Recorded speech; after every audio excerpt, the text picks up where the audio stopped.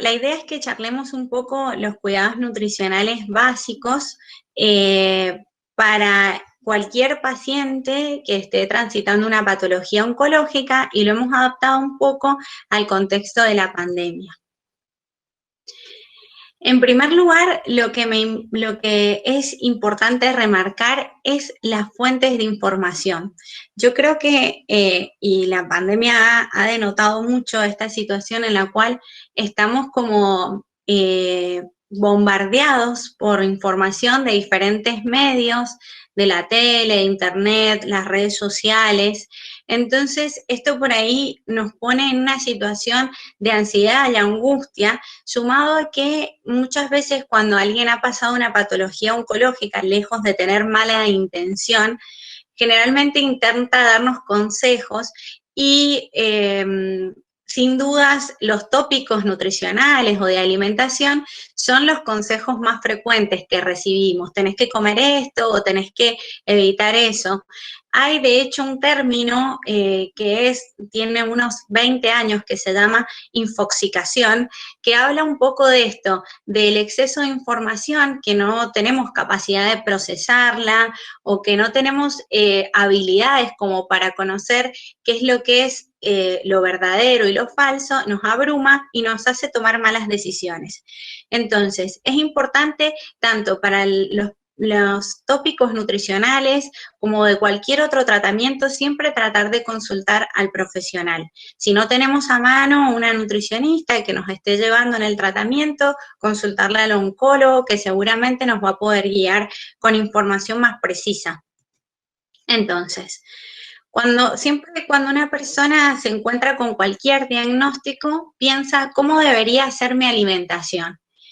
Y volvemos para mí siempre a un punto que es lo que se denomina sana y equilibrada, que por ahí parece muy sencillo, pero en otras situaciones es bastante complejo, porque nuestra alimentación habitual se ha un poco ido distorsionando a medida que va pasando el tiempo y que los estilos de vida han ido cambiando, porque básicamente somos ese mismo hombre que tenía hábitos de comer lo que encontraba, muchas frutas, muchas verduras, hacer mucha actividad, a convertirnos en seres que utilizamos mucho los vehículos para transitar, estamos muchas horas fuera de casa y no le prestamos mucha atención a nuestra alimentación. Entonces, el sana y equilibrada por ahí es un concepto que no es tan fácil de definir. Sí, yo creo que traté de resumirlo en estos pequeños 4 puntos para que nos queden bien claros y que por ahí nos vayamos con una idea específica a qué nos referimos con sana y equilibrada. El primero, y lo puse en primer lugar en el contexto de la pandemia, es que nuestra alimentación sea ordenada.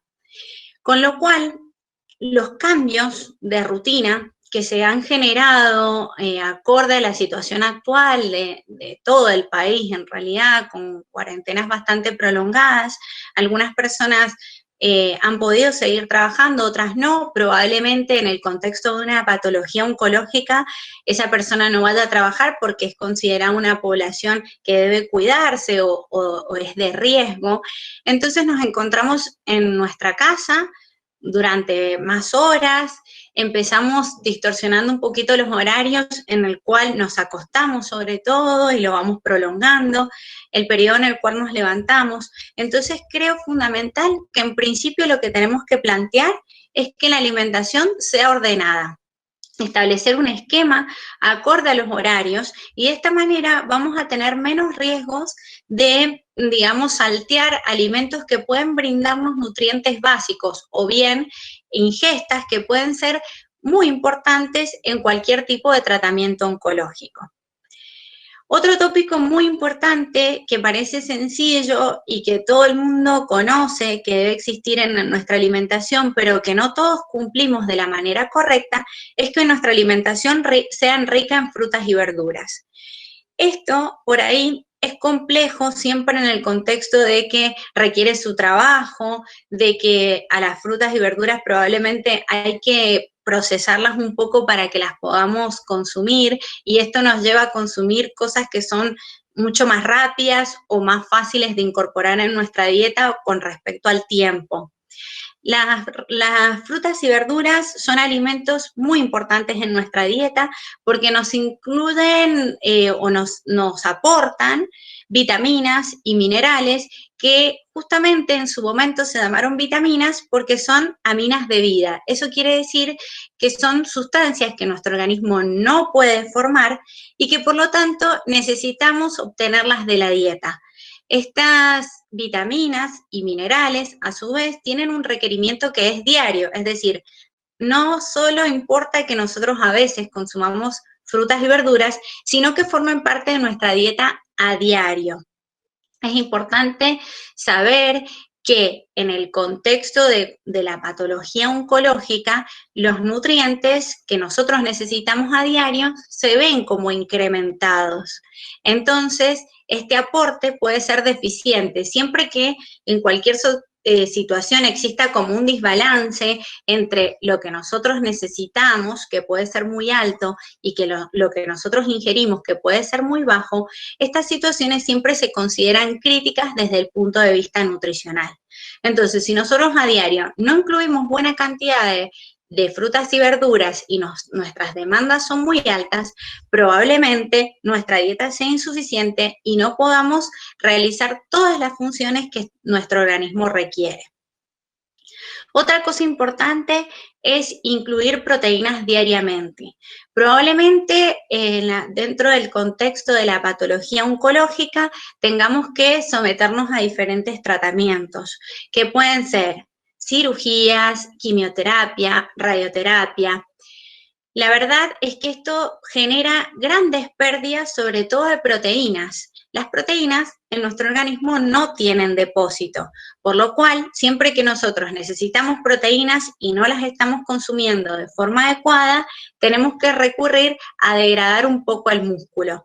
Y esto nos hace ir perdiendo funciones y nos genera fatiga, debilidad, que probablemente se exacerbe con cualquiera de estos tratamientos que suelen repercutir sobre nuestro estado general. Y otro punto muy importante es la hidratación. La hidratación es un punto que en la población general cuesta bastante incluir. Básicamente porque la sed o la sensación de sed es un reflejo que se genera de forma tardía, es decir, para que nosotros sintamos sed, por ahí ya tenemos que tener algún grado de deshidratación, que esto no está bueno. Entonces, por un lado, nuestro organismo no nos está demandando buena ingesta de líquidos, y por otro lado, las condiciones ambientales que nosotros siempre estamos acostumbrados en nuestros hábitos, en nuestra vida, que es usar aire acondicionado, calefacción, hace que no tengamos esta exposición climática tan abrupta que nos permita tener esa sensación de demanda de líquidos. Entonces, siempre nos ha costado llegar a la ingesta mínima de líquidos, pero en el tratamiento de cualquier patología oncológica es muy importante que la hidratación se cumpla de forma correcta, porque es a través de la orina que nosotros vamos a eliminar todos los fármacos que probablemente sean parte del tratamiento. En este punto, la pandemia también se pone en contra de esta situación porque estamos confinados a una pequeña superficie de nuestra casa, con lo cual el movimiento es bastante escaso y la necesidad de tomar agua por ahí se ve afectada. Entonces, son puntos que nosotros tenemos que empezar a estipular un orden, un diagrama, decir, bueno, durante la mañana voy a tomar esta cantidad de líquido, en la tarde también, medirlo con pequeñas botellitas. Esas son estrategias que nos pueden ayudar a que nuestra dieta sea sana y equilibrada. Por otro lado, tenemos que tratar de evitar el consumo de alcohol. Siempre cuando yo me encuentro en el consultorio y un paciente se siente y me pregunta si nosotros tenemos que evitar algún alimento durante el tratamiento, Les debo decir que hay uno que es importante, que es cualquier tipo de bebida alcohólica, ya que el alcohol en nuestro organismo tiene que ser depurado como lo hacen las drogas, no tenemos un depósito de alcohol y por lo tanto el hígado se pone a trabajar inmediatamente cuando nosotros consumimos alcohol. Eso hace que se desplacen otras sustancias tóxicas que nosotros tenemos que eliminar, como todos los restos de los fármacos. Entonces, si nosotros consumimos alcohol concomitantemente con el consumo, con el tratamiento oncológico, probablemente entorpezcamos un poco la liberación de estas sustancias tóxicas. No digo que tenga que ser una prohibición tajante y concreta, pero sí es real que tenemos que hacerlo de forma esporádica y les podría decir que algo social. Es real que durante la cuarentena o la pandemia muchas personas han estado más tiempo en su casa y han empezado como a distorsionar estas situaciones sociales y tomar una copita diario porque al otro día no había que trabajar, con lo cual esto, digamos, es una condición en la que nos vemos afectados. Otro punto importante es el mantenimiento del peso corporal. Y esto es un punto bastante dificultoso. ¿Por qué? Antes de la pandemia de COVID, existía una pandemia a la que las especialistas en nutrición nos estamos, y todo el equipo de salud, nos estamos sometiendo, que es la pandemia del sobrepeso y la obesidad. Argentina no escapa de esto y se sabe o se conoce que 7 de cada 10 argentinos tienen algún grado de sobrepeso u obesidad. Esta condición hace un tiempo se considera una enfermedad como tal. Antes se consideraba un factor de riesgo, pero hoy se sabe que la obesidad afecta todos nuestros órganos y sistemas. De hecho, se ha relacionado con el incremento del riesgo de ciertos tipos de cánceres como el de mama, el de páncreas, el de colon, entre otros. Entonces, mantener el peso corporal adecuado es bastante dificultoso. Se ha visto que existe obesidad desde etapas tempranas.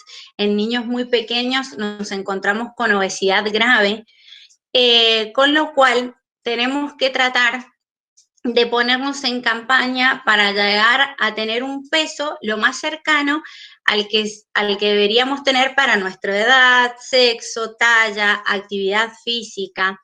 Y si tenemos algún tipo de patología, también considerar cuál es el peso corporal más apropiado para esa situación. Es real que durante el tratamiento oncológico no es un buen momento para que nosotros nos activemos a la reducción de peso corporal. ¿Por qué? Porque básicamente los tratamientos oncológicos y la patología oncológica como tal afecta nuestro medio interno y genera un aumento de lo que llamamos citoquinas de inflamación. ¿Esto qué quiere decir?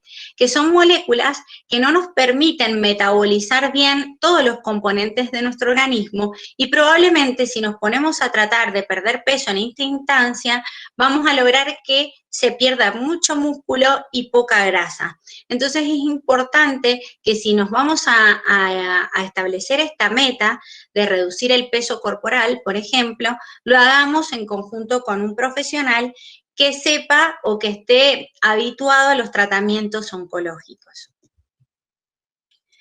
La higiene de los alimentos. Y esto es un punto que en cualquier tratamiento de quimioterapia es muy importante. Pero hoy sabemos que frente a la pandemia, este punto de prevención y de cuidado también se ha puesto muy en manifiesto. Es decir, nosotros sabemos que hoy no tenemos vacuna para el coronavirus, pero sabemos que una medida de protección muy importante es la higiene, sobre todo de las manos.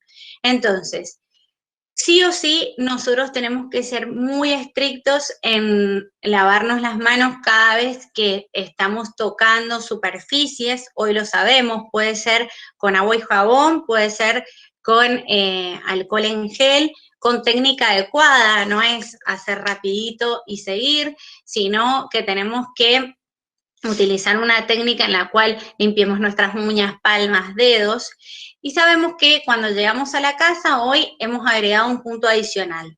Todo lo que traemos de afuera lo tenemos que limpiar en sus superficies, ya sea con cloro diluido o con alcohol al 70%. Rociamos las superficies y yo les recomiendo que coloquemos todas las frutas y verduras, sobre todo, en un recipiente que tenga algunas gotitas de lavandina con agua y limpiemos, saquemos todas las partes sucias, refreguemos esos alimentos y después los guardemos. ¿Por qué esto es importante para un paciente oncológico? Se sabe que los tratamientos de quimioterapia reducen lo que nosotros llamamos las defensas, los glóbulos blancos sobre todo.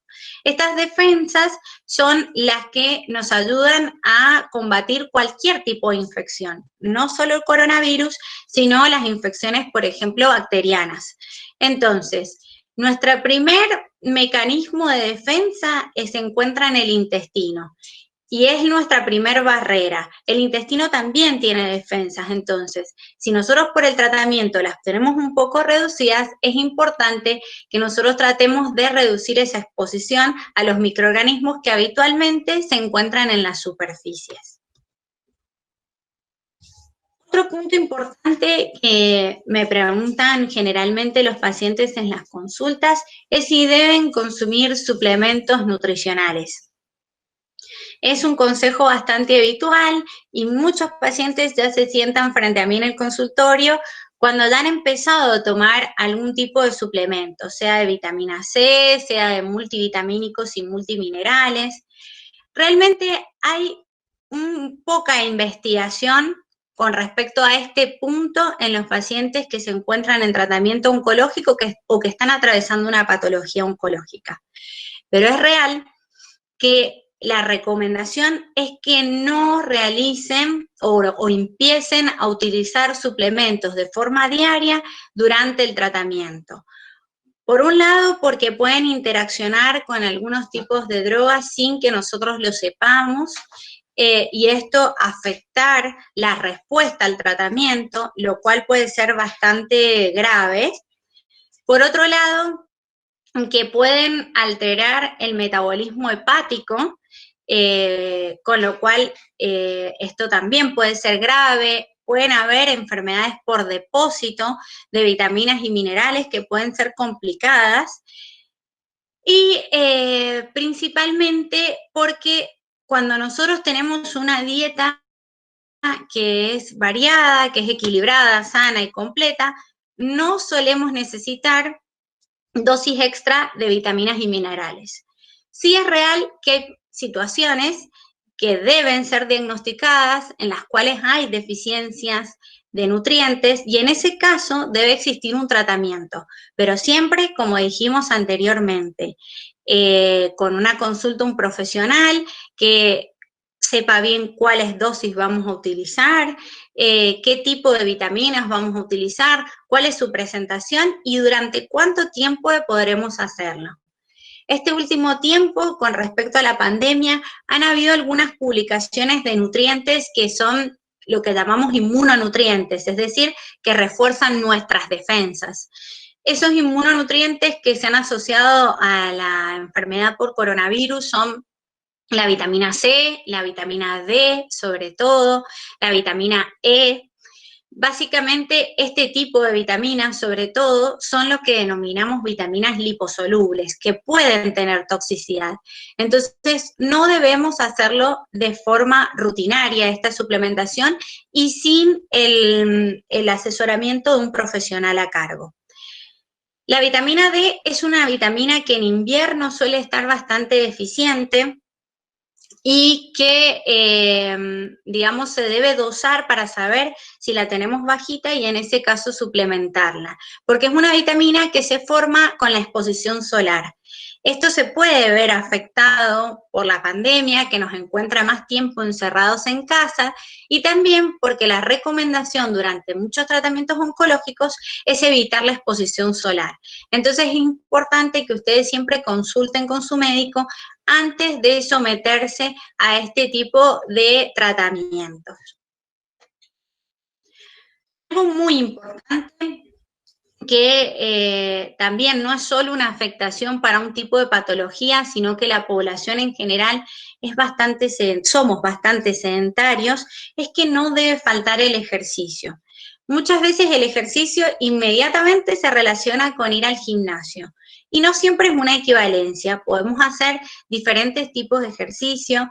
Lo ideal es que sea de forma diaria, que sea acorde a cada persona. Sin dudas es importante también consultar con un profesional para que nos asesore sobre qué tipo de ejercicio podemos hacer, durante cuánto tiempo, pero se ha visto que cualquier tratamiento en un paciente oncológico, cuando hay desgaste de la masa muscular, se ve afectado y genera mayor toxicidad y mayor interrupción del mismo, y por lo cual se afecta la eficacia de ese tratamiento.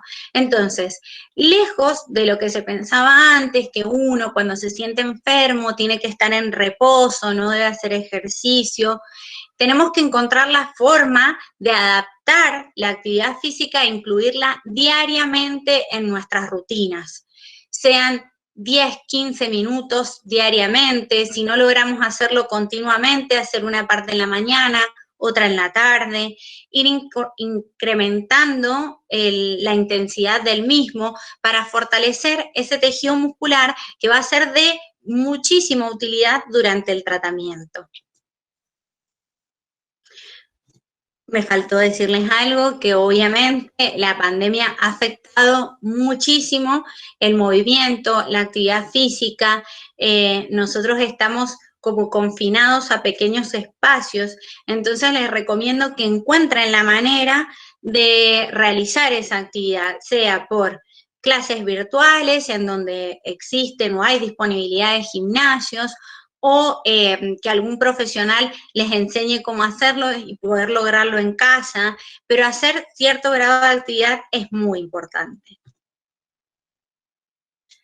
Siempre, siempre, antes de realizar algún tipo de intervención, ya sea nutricional, de ejercicio, es muy importante consultar con un profesional. Muchas veces han llegado a la consulta pacientes que llevaban mucho tiempo realizando dietas que habían sido súper estrictas, con muchísimas restricciones de alimentos y por lo tanto de nutrientes, con lo cual nos encontramos con una situación que es mucho peor que cuando nosotros empezamos el tratamiento bien nutridos, con una oferta de alimentos que nos brinde nutrientes antioxidantes, como dijimos, proteínas, vitaminas, minerales. Quería saber si tienen alguna pregunta. Sí, Priscila, yo quería preguntarte si pudieras hablar 2 palabras acerca de la dieta alcalina, de la dieta vegetariana y qué papel o qué recomendaciones o qué precauciones habría que tener con respecto a las hierbas medicinales, ¿no? Bien. Que es tan frecuente en los pacientes. Bueno, el tema de las dietas ácidas y alcalinas es un tema que es de consulta frecuente. Si nosotros buscamos en el Google o en cualquier otro buscador la dieta en la terapia oncológica, nos vamos a encontrar como primera opción el uso de dietas ácidas y alcalinas. Realmente, durante algunos años se estudió este efecto que tenían los alimentos o esa capacidad de modificar el pH de nuestro organismo.